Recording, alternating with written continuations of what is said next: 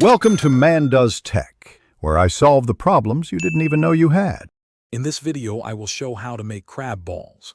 First, ensure you have 1 pound of high-quality lump crab meat.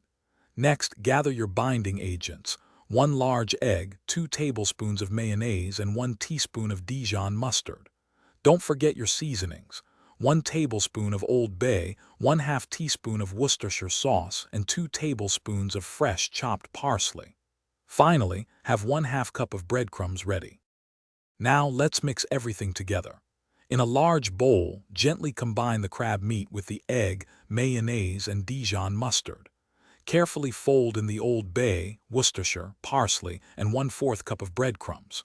Remember, the key is to mix lightly to preserve the delicate crab texture.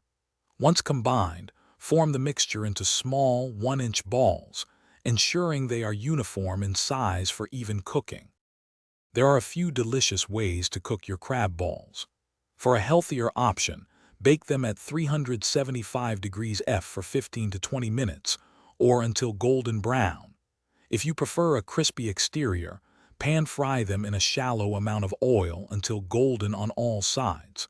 For ultimate crispiness, deep-fry them at 350 degrees F for about 3 minutes. Always ensure they reach an internal temperature of 165 degrees F.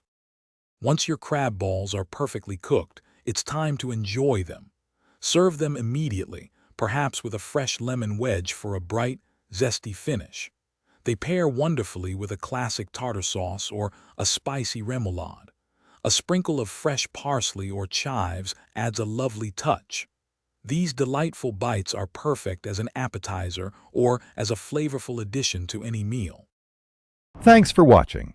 If you found this helpful, don't forget to like and subscribe.